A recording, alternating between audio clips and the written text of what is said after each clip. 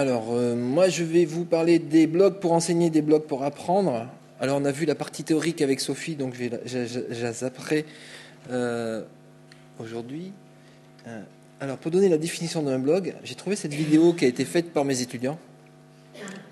Ah, mais attendez, il faut que je fasse stop parce qu'il m'a fait couper le son, donc je vais mettre le son.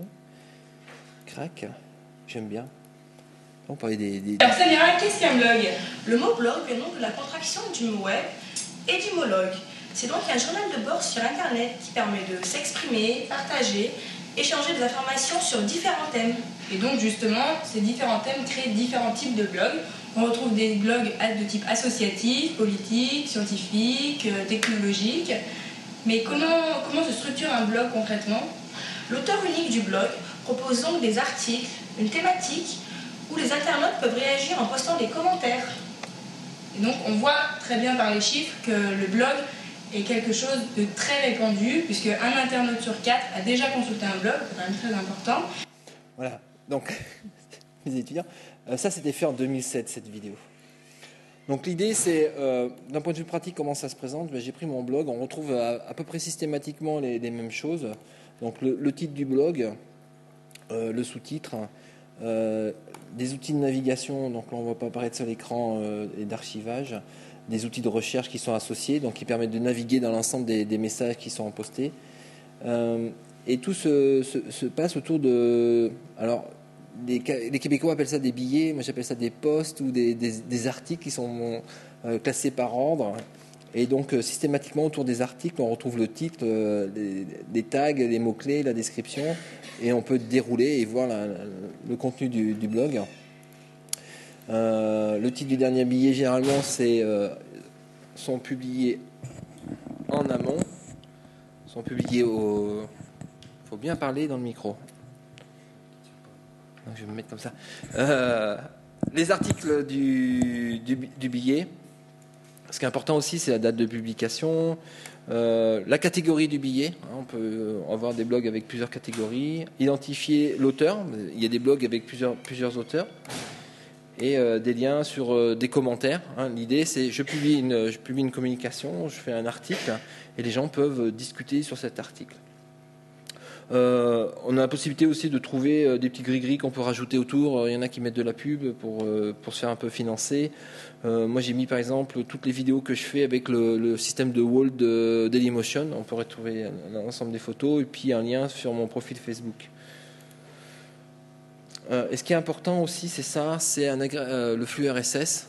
Parce qu'on ne lit pas un seul blog, généralement on lit plusieurs blogs, donc avec ce flux RSS, on prend le lien de ce flux RSS et on va le mettre soit sur son NetVibe, soit sur son Outlook, ou enfin sur ce que vous voulez pour pouvoir être informé des nouveaux messages, pour centrer toutes les informations à un endroit et pas aller tous les matins parcourir tous les blogs, sauf si vous avez du temps. Mais l'idée c'est de simplifier les choses et de les mettre à un seul endroit. Oui.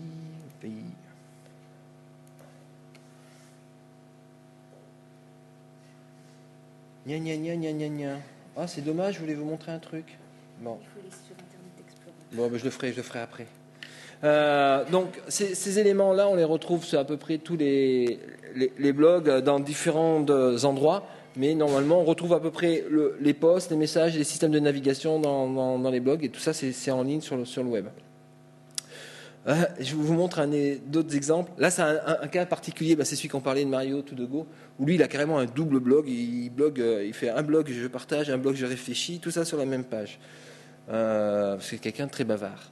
Il y a aussi des blogs thématiques. J'ai trouvé celui-là dans les séances Effervescence, où on peut trouver des articles. Et là, on retrouve une partie pub, la partie recherche, les catégories, le titre des blogs.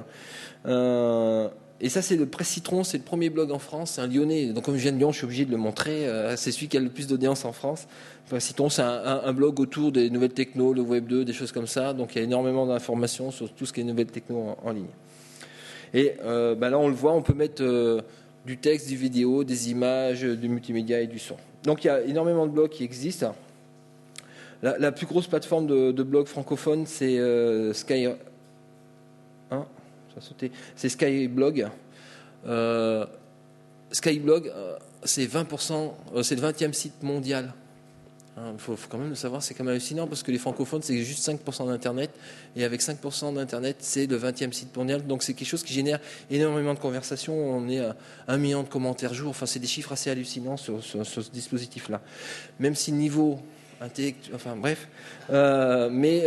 C'est ça. Ce qui est intéressant par contre comme réflexion, c'est que ça montre que, on parlait des digital natives précédemment, on est sur une génération où le média de cette génération, c'est la discussion. C'est-à-dire, ils aiment bien discuter entre eux, argumenter, contre-argumenter. Lui a dit ça, moi je pense ça, etc., etc. Donc, soit sur des skyblogs, des choses comme ça, soit par SMS. Il se passe des centaines de SMS par mois, c'est assez hallucinant. Donc, c'est des nouvelles. Comment on va instancier ça dans l'enseignement maintenant, cette façon de faire. Donc, ça, c'est Skyblog.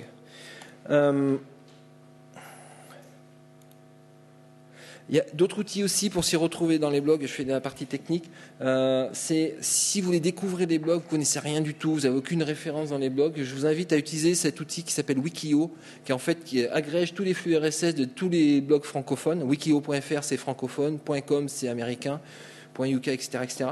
Donc si je caricature, c'est un peu le Google du blog. Et donc, vous avez un ensemble de pages où vous avez un résumé des posts qui défilent. Et on peut les attaquer par catégorie. Il y a des classements de blogs par thème, des choses comme ça. Et ça permet aussi d'avoir une vue un peu différente, de parcourir différemment les blogs. Et chaque mois, il publie un classement des différents types de blogs, catégories de blogs.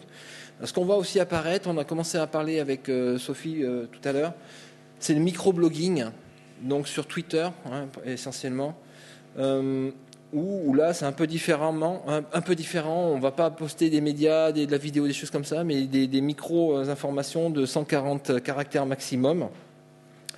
Je dis que j'étais à Lorient, je viendrai à Lorient le 11 mars. Donc on donne des petites informations comme ça, c'est assez personnel sur ce qu'on fait, ce qu'on trouve intéressant. Donc c'est une autre façon de faire du blogging, c'est du micro-blogging. Et l'intérêt de Twitter, c'est que vous avez une application, quand vous tweetez, ça veut dire gazouiller en anglais, vous avez un message comme ça, et vous pouvez lier votre tweet, votre gazouillis à vos statuts Facebook, et automatiquement c'est dans Facebook. Vous pouvez ensuite l'agréger, il y a des flux RSS dans des TweetDesk, vous pouvez faire des différentes colonnes de flux, de gazouillis comme ça. Donc il y a des choses qui se développent autour de ça. Je discutais avec Sophie précédemment et moi je trouve que Twitter c'est le blog instantané sur des trucs, j'ai vu ça, t'as regardé ça, c'est sympa, des trucs comme ça. Et le blog c'est plus réfléchi, institutionnel, posé et avec un peu plus de recul et plus élaboré. Enfin bon, moi je vois un peu ça comme ça. Dans ma stratégie entre guillemets de communication, j'utilise ces outils comme ça. Alors, je vais vous montrer, j'ai mis 2X, des exemples de comment j'utilise les blogs pour enseigner. Donc nous, on a la chance d'avoir un outil qui nous permet de tout faire.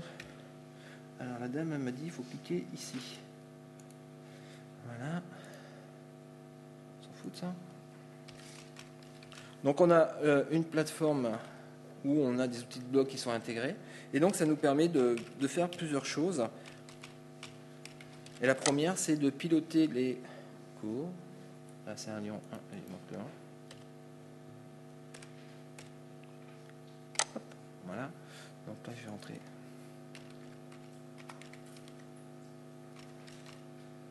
Hop. Donc, enseignant, pouf.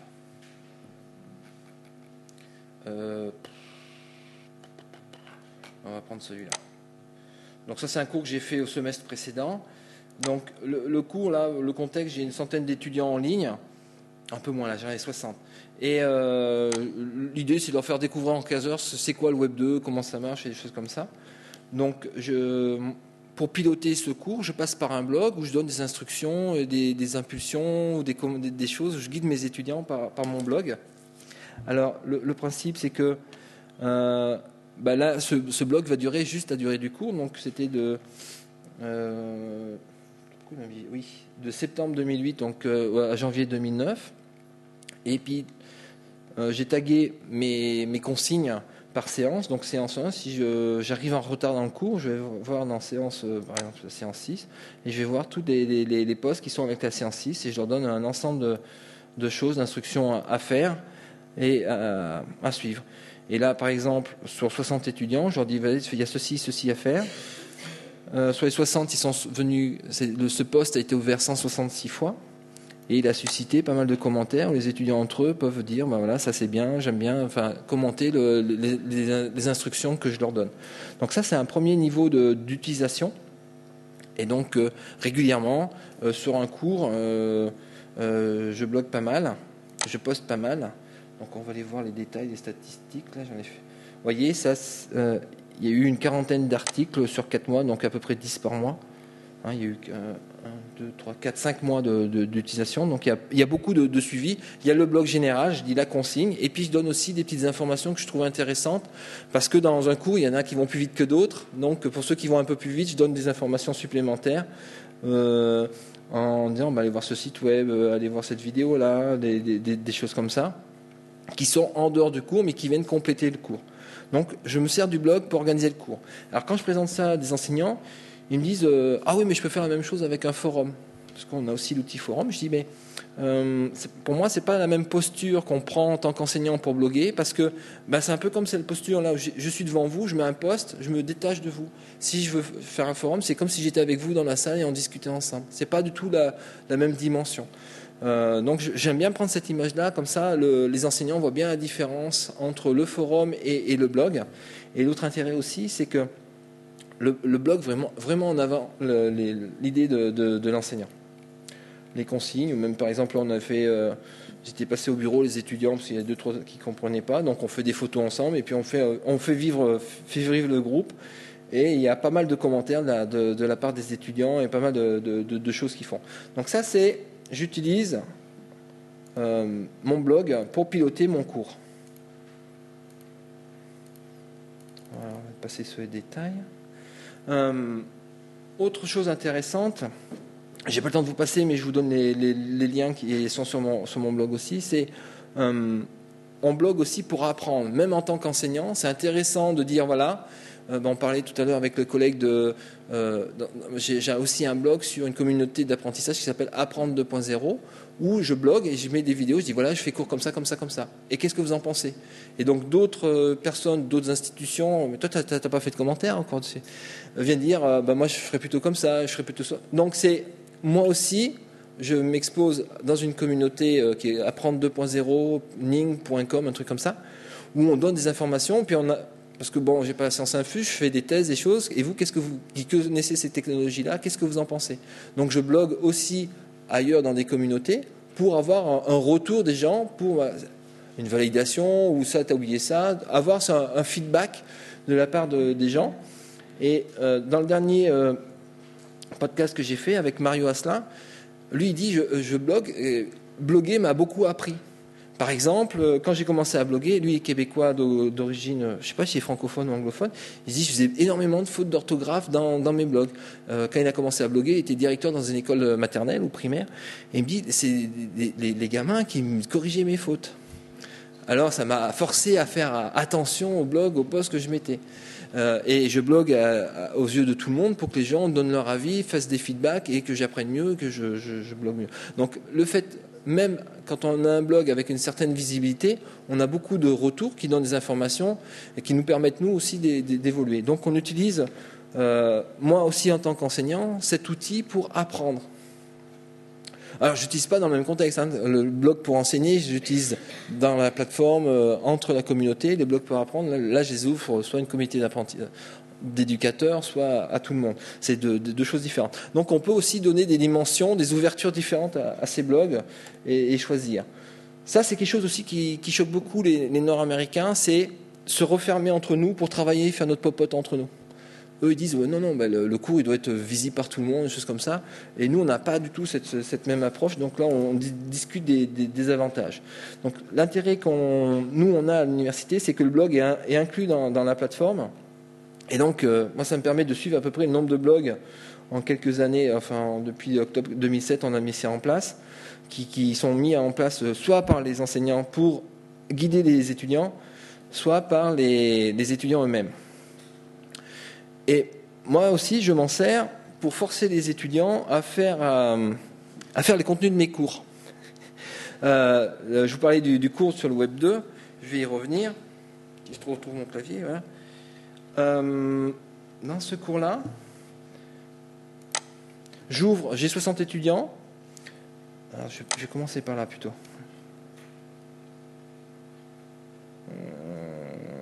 Voilà.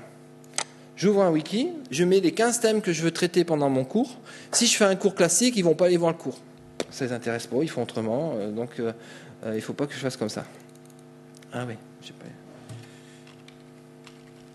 M'excuse. Donc, la stratégie, c'est que... Dépêche, hein. Ma stratégie, c'est que... Comment ça, il ne veut pas me passer? Putain, il ne va pas me casser les pieds. Bon, si, il va me casser les pieds. La stratégie, j'ouvre un wiki et je leur demande de venir s'inscrire, de choisir eux-mêmes leur thème.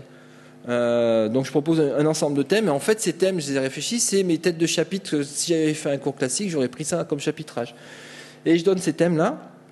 Alors je fais la 3e semaine de cours, les 2-3 premières semaines je leur explique comment on marche un cours, ce que c'est que les outils que je vais leur donner à utiliser par la suite. Donc ils apprennent ce que c'est qu'un wiki, ce que c'est qu'un blog, ce que c'est que mettre de la vidéo, les réseaux sociaux et des choses comme ça. Et ensuite je dis maintenant c'est vous qui allez faire le cours. Je leur donne des pistes. Donc soit sous forme de lien, je dis voilà, vous allez faire le blog sur e-learning et je veux que vous référencez avec ces informations-là. Je trouve que c'est des sites de référence dans le e-learning. Autour de l'entreprise, de Web 2 et entreprise, qu'est-ce que ça apporte? Je vous donne un ensemble de liens et vous allez voir. Et en parallèle de ces 15 blogs, qui seront le contenu de mes cours, j'ouvre une quinzaine de forums qui sont limités au groupe, aux 4 étudiants ou 5 étudiants qui sont inscrits par exemple sur Web 2 et entreprise. Et il n'y a qu'eux qui peuvent rentrer dans... Vous voyez ici c'est en bleu, donc il n'y a que les gens appartenant à ce groupe qui peuvent rentrer dans ces forums. Et là, quel est le rôle du forum? On va prendre le Web 2 et la musique, il y a de la vie, il y a des choses marrantes. Quel est le rôle du forum? Il permet aux étudiants de s'organiser à distance, ces étudiants qui ne se voient pas, pour construire le contenu qu'ils vont poster dans le blog. Et je leur demande de faire 4 messages par semaine, 4 posts par semaine, par groupe, par forum. Donc après, à la fin du cours, j'ai un cours qui est assez considérable. Et là, on a couvert l'ensemble des problèmes, de la problématique. Donc là, les étudiants, ils ont un forum, un espace qui est entre eux. Et ce qui est super intéressant pour moi, enseignant, c'est que je les vois s'organiser. Donc premier message, voilà, il y a un qui commence, c'est moi. Comment on fait pour s'organiser? Et puis au fur et à mesure, ils commencent à se répondre. Moi, je vais faire ça comme ça, je vais faire comme ça. Et là, ce qui est intéressant dans ce groupe, ils avaient une stratégie collaborative, c'est-à-dire ils disaient moi je vais faire ça, moi je vais corriger, t'as fait des fautes d'orthographe, t'as oublié de mettre une photo. Et on voit chacun s'est donné des rôles. Il y en a qui sont spécialisés dans la correction d'orthographe, il y en a qui ont dit dans l'illustration, il y en a dans la recherche de thèmes. Donc là, il y a eu un vrai travail de groupe. J'ai d'autres stratégies de groupe. On peut observer via le forum ou pour produire la même quantité de contenu de la même qualité. Ils étaient dans un mode plus déclaratif. Moi j'ai trouvé ça, je vais traiter ça. Et c'est moi qui fais tout. Je traite pas. Et donc, ils travaillaient pas ensemble. Mais là, on a un exemple. Hop, on a le forum pour s'organiser. Et ensuite, une fois qu'ils s'étaient organisés, définis sur un thème, en parallèle, j'avais ouvert 15 wikis qui, là aussi, ne sont accessibles qu'aux membres du groupe, dans lequel je leur demandais de rédiger on était sur la musique, il me semble. Voilà. De rédiger les articles dans le wiki, entre eux, de se corriger, de la mettre en forme, mettre leurs photos. Et une fois que c'était valide, hop, copier-coller, on le mettait dans le blog. Et là, c'est affiché aux 60 autres participants du groupe. Donc ça marche super bien comme formule. C'est la 3e fois ou 4e fois semestre que je mets ça. Et on a une vraie émulation sur la majorité des groupes. Pas sur tous, quand on regarde, il y a toujours des gens qui font rien. Ou des groupes, il ne se passe rien, qui ne se connectent pas. Mais sur la majorité des blogs, on a un contenu qui est vraiment intéressant. Et là où on n'est pas d'accord avec moi, ma stratégie, c'est qu'on est dans un blog fermé et j'interviens directement dans les posts. C'est-à-dire quand il y a une bêtise qui est mise en étudiant, pouf, je souligne en rouge et puis je dis mais ça c'est faux, comme si je corrigeais une copie et c'est quand même affiché au groupe, mais c'est pas affiché à tout Internet. Et dans mes commentaires, j'interviens aussi soit en correction, soit au niveau directement du post. Alors, je ne sais pas si je vais en trouver des corrections. Ah si, là-dedans j'en avais fait pas mal. Dans celui-là, c'était surtout au début. À la fin, il y a pratiquement plus. Enfin, c'est quelque chose. Au bout de 2 semaines, ils ont compris et ça roule assez bien. Voilà, par exemple ici, attention, cette vidéo, c'est une fausse vidéo. Enfin, j'interviens un peu comme ça pour guider les données des étudiants. Et quand un groupe marche pas assez, quand la production n'est pas assez bonne, au lieu de l'afficher en public, j'interviens aussi. Moi, j'ai la possibilité d'intervenir au niveau du forum en disant j'aimerais bien que vous traitez ce sujet. S'ils ne sont pas d'inspiration, on sent qu'ils sont pas d'inspiration. J'interviens au niveau du forum et je leur dis faut faire comme ça, comme ça. Qu'est-ce que vous pensez de ce thème-là, etc., etc. Et ensuite, ils relancent et puis ils vont travailler sur le thème que j'ai. Et moi, ça me permet donc d'avoir sur l'ensemble des 15 chapitres que les étudiants fassent la production qui m'intéresse, vers quoi je veux les guider. Et ce qui est intéressant, c'est qu'à un moment, ils se sont aussi appropriés l'outil. Ils ont mis en pratique ce qu'ils avaient appris. Avant, j'ai fait un autre travail qu'on ne trouve pas systématiquement sur tous les blogs, et puis là, qui n'a pas assez bien marché. Voilà. Je leur ai demandé on a un outil vidéo qui est inclus dans la plateforme, de présenter pourquoi la ligne éditoriale de leur blog. Donc, quand on arrive... Ah, il n'y a peut-être pas le plugin installé là. Bon, là j'ai une petite vidéo. Ah mince, c'est dommage. J'ai une vidéo d'étudiante qui me dit bonjour, vous êtes venu sur mon blog, on va parler de ceci, de cela, pour introduire le blog. Donc sortir aussi de l'écrit et aller sur la production orale. Et pareil, il y a un autre étudiant qui lui ne faisait plus de production écrite, mais qui faisait carrément tous les soirs un petit journal. C'est dans Web 2 et entreprise. Où il parlait voilà, j'ai vu ça sur Internet, j'ai trouvé ça, il donnait des liens, et ensuite il mettait, je ne sais pas s'il mettait systématiquement, là normalement il y a une vidéo, il faisait ces petites vidéos où on pouvait, lui, ne postait plus sous forme écrite, mais il postait directement sous forme vidéo. Donc là, c'est assez intéressant parce qu'on met une vraie dynamique sur quelque chose. On fait une petite compétition aussi entre les 15 groupes en disant ah oui, ils sont à 5 messages dans les forums. Vous voyez, oh là là, ils ont déjà fait 5 cette semaine, on a pris un de retard, on se tire un peu la boue. Donc j'arrivais à suivre ça aussi. Et ce qui est intéressant pour moi,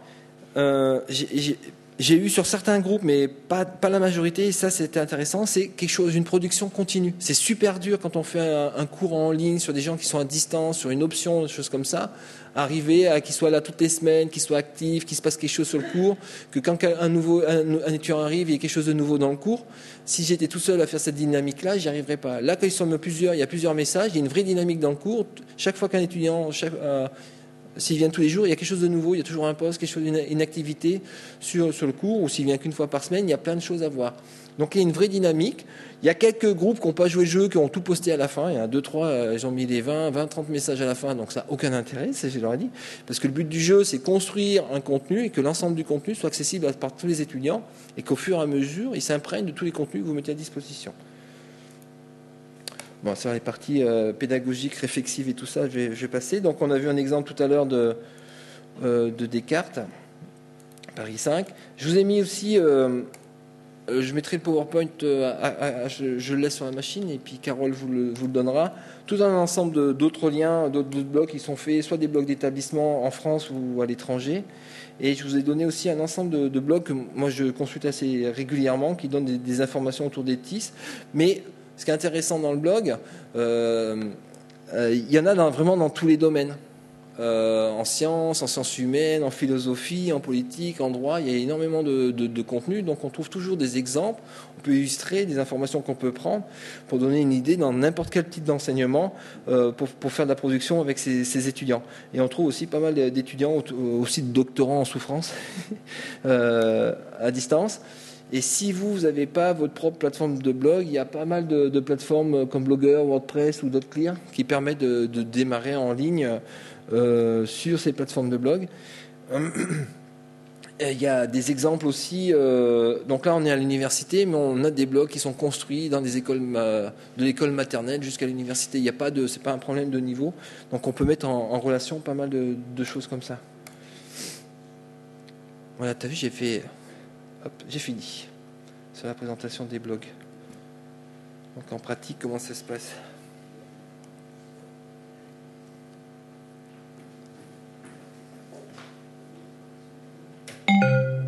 Je vais peut-être faire les questions maintenant parce que moi je dois partir. Ouais, j'ai un train à 18h, je sais pas combien. Question? Juste une question par rapport à le fait que vous échangiez sur une autre plateforme. Est-ce que vous connaissez, ou est-ce que vous l'utilisez, la plateforme, le web pédagogique? Parce que moi j'ai étudié une enseignante donc, qui fait un blog, et son blog il est hébergé sous une enseigne oui. Qui s'appelle le web pédagogique, qui a l'air d'être assez bon. J'y suis allé, j'ai regardé, enfin peut-être que je me trompe, il y a longtemps, et moi j'ai vu que c'était plutôt lycée secondaire. Et j'ai été plus intéressé par la partie apprendre 2.0 où on était sur des choses un peu plus innovantes, un peu plus pointues, et donc on peut pas être partout. Parce que le web pédagogique, c'est énorme tout ce qu'il y a aussi. Donc du coup, je regarde de temps en temps comme ça, mais je suis juste lecteur. Mais je me trompe quand je dis non, c'est là, hein. Web pédagogique, je connais un petit peu, et quand j'interviens dans le secondaire. Donc j'interviens dans le secondaire, moi, pas du tout dans le supérieur. Et quand un enseignant nous demande comment ouvrir un blog, c'est la plateforme que je lui conseille. Parce que en fait, c'est du WordPress qui est derrière. Et du WordPress qui a été adapté pour des besoins un peu spécifiques. Donc l'enseignant peut par exemple inscrire toute sa classe d'un seul coup, en une opération. Et je sais que sur WordPress, par exemple, nous à Lyon, il y a le lycée de la mode au niveau secondaire qui travaille avec Jean-Michel Moreau, non, je ne sais plus, qui est aussi donc il travaille là-dessus, où il demande à ses étudiants de faire des blogs, de représenter des choses. Et donc ça, c'est au niveau lycée jusqu'au BTS mode, il travaille là-dessus. Mais il y a énormément de communautés de blogs. Donc pour suivre tout ce qui se passe sur tous les blogs, c'est pas possible, quoi. Donc on est obligé de faire aussi des stratégies, soit par le flux RSS. Bon, moi, ma stratégie, c'est le flux RSS, c'est ce qui est le plus important pour moi. Donc je regarde ça au quotidien. Ensuite, j'ai le Wikio, qui me permet, j'y vais dessus une fois par semaine. Apprendre 2.0, j'y vais quand j'ai le temps. Et après, quand j'ai vraiment le temps, quand je vais faire 3 heures de TGV par exemple, et puis le 3G passe, je vais voir ailleurs. Mais c'est pas toujours fait. Mais parce qu'il y a beaucoup de contenu. Alors là, aucune idée. C'est passé vos nuits ou c'est assez cadré, je sais pas, pour répondre, c'est assez, il y a énormément de commentaires, il y a énormément de. Sur le cours lui-même. Oui, sur les blogs, sur le blog de votre cours, oui, voilà, au niveau de votre temps, est-ce que ça va de plus en plus, c'est de plus en plus. Oui, parce que ça devient un outil de communication de plus en plus important pour moi, parce que je montre ce que je fais, mais en même temps j'apprends. Donc c'est un outil de veille, mais aussi d'apprentissage. C'est là où on mélange des activités. Donc oui, c'est facile 2 heures par jour, quoi. Sur le bloc du cours, des différents cours, parce que là j'ai 2-3 cours comme ça. Il faut aller les lire, étudiants. Quand vous corrigez, il faut aller lire tous les billets. Donc après, il faut aller vérifier les vidéos. Quand vous mettez fausses vidéos, donc il faut quand même. Il y a un travail après de correction qui, par rapport à un examen classique, qui est, on va dire, presque sans limite, parce qu'il faut quand même aller voir eux dans leurs sources. Si on veut, je sais pas, on peut être très perfectionniste, mais ça peut aller très loin, quoi. C'est le même thème que mon thème de travail, les thèmes d'enseignement. Donc, comme je lis les blogs généralement avant eux, et, quand ils font un copier-coller dans notre blog, ça se voit tout de suite.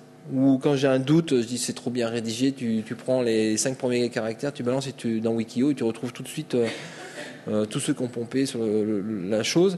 Mais c'est vrai que ça demande beaucoup de travail, mais en même temps, je crois que c'est Sophie qui disait ça tout à l'heure.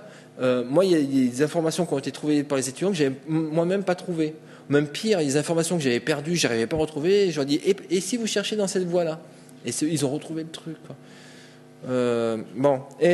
Donc c'est un peu donnant-donnant. J'utilise entre guillemets mes étudiants aussi pour m'informer, trouver des informations, regarder comment ils font, donner de nouvelles idées. Donc ça, c'est super. Donc c'est une nouvelle façon d'enseigner, c'est itératif en fait, c'est une coopération, c'est ce qu'on voit sur le Web 2.0. Parce en plus, bon, c'est le pire, hein, le Web 2.0, c'est un cours qui évolue tout le temps, il y a toujours des nouveaux sites, des trucs comme ça. Donc si je fais un cours, un poly, 5 semaines après, il faut que je le mette à la poubelle, j'en fais un autre. Donc ça sert à rien. Donc là, c'est un peu une caricature, mais eux-mêmes trouvent énormément de contenu. Donc je perds peut-être du temps à les corriger sur la forme et tout ça, mais quand je lis les posts sur le Web 2, la musique, le Web 2, les entreprises, j'apprends énormément de choses aussi que j'ai pas vu par mes flux tout le temps, parce que eux ils n'ont pas les mêmes stratégies de recherche que moi, ils n'ont pas les mêmes outils, et ils trouvent des trucs qui m'intéressent aussi.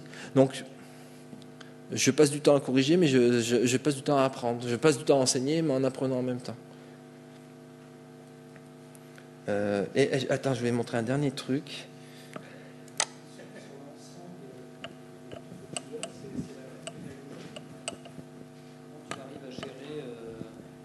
Différentes pédagogies suivant les cours que tu donnes. Non, moi je fais tout comme ça, enfin tout sur ce modèle-là. Donc, quel que soit le à part les cours en présentiel, je fais 3-4 cours en présentiel, classique, PowerPoint, machin, tout ça. Mais sinon, mes cours en ligne, je les pilote par des blogs, comme ça. Enfin, par des blogs où... là, quand je leur fais vraiment créer du contenu, ou alors des wikis, quand c'est des contenus un peu plus évolués, rédactionnels, où j'ai une autre stratégie aussi, on parlait de discussion. Alors là, on va sortir du blog. Je ne sais pas si j'en ai là ici, un exemple, où je mets une petite vidéo qui illustre un concept, une notion, quelque chose sur lequel je vais faire travailler. Qu'est-ce que vous en pensez? Vous êtes pour ou vous êtes contre? 60% des étudiants, alors tout à l'heure je parlais que j'ai une enquête en début d'année aux étudiants, 60% des étudiants ont une webcam. Donc ils ont tous une webcam. Si on n'en a pas une, ils demandent aux copains. Et la consigne, c'est vous démerdez. Ça, c'est bien comme consigne. Et elle marche bien, hein, c'est-à-dire que c'est votre problème, c'est pas le mien. Voilà, j'ai résolu mon problème. Non, mais c'est vrai, en plus, il ne faut pas se casser les pieds avec ça. Donc, l'autre type de stratégie, hein, par exemple, c'est ici. Bon, là, on ne verra pas. Je mets une petite vidéo. Et je pose des questions et ensuite on discute. Et là, on est dans la discussion, l'argumentation. J'ai vu ça, je pense ça. Mais là, on est tous ensemble. Là, c'est pas sur un blog. Mais le problème de ça, si tu vois, on est sur la discussion, c'est qu'après moi, ça m'oblige de faire une synthèse de la discussion pour dire voilà, c'est comme ça, voilà ce qui a été dit, etc., etc. Donc là, ça me demande beaucoup de travail. Faire une synthèse d'une centaine de messages par thème, c'est beaucoup de travail. Tandis que sur un blog, c'est un suivi qui est plus quotidien, c'est quelque chose qu'ils ont plus maturé, ils ont plus travaillé en amont. Et du coup, ça me demande beaucoup moins de travail à suivre 15 blogs que suivre 3 forums, par exemple. C'est pour répondre à la question. Mais on n'est pas sur les mêmes notions. Quand je suis dans la discussion, c'est quelque chose qui construit. Tu vois, ils ne sont pas avancés, ils sont en train de poser le truc. Et le blog, c'est vraiment quelque chose dans le monde, un travail qui est beaucoup plus fini. Donc à lire, c'est vachement plus agréable aussi, le côté blog que le côté discussion. Il y a une interaction qu'on a dans la discussion qu'on a moins dans le blog aussi. Donc après, on joue sur les deux tableaux, quoi. D'autres questions? Moi, j'ai une dernière question. Alors, je voulais juste donner je vais essayer de proposer quelques pistes aussi. Par rapport à est-ce que je fais tous mes cours comme ça, j'ai des cours que je fais comme ça, donc typiquement des cours autour du web 2, des cours autour en termes de dynamique de projet. Donc là, on joue sur l'échange. Après, je fais encore des cours standards où j'ai des cours de type scientifique sur une matière plus scientifique, et où là, j'ai pas fait l'effort, et j'avoue que je suis encore un peu gêné pour me dire comment passer d'un domaine qui est très structuré, où on présente des théorèmes, des choses comme ça, à un cours qui soit basé sur l'argumentation, basé sur l'échange et des choses comme ça. Donc là, il y a peut-être un travail qui est plus important. Je vais mettre un bémol, je sais qu'il y a des gens qui y arrivent. Moi, à mon stade, j'y suis pas encore. Et là, le dernier exemple, tous les blogs ont un flux RSS, ils avaient tout remonté eux-mêmes dans NetVibes pour pouvoir suivre tous les 15 blogs dans une seule interface. Ça, ils avaient fait ça au dernier semestre. Je ne sais pas si on voit bien. Donc, du coup, j'ai utilisé aussi ça, je trouvais ça sympa. Oui, j'ai une petite question. Tout ça, c'est merveilleux. Très bien, merci de ça.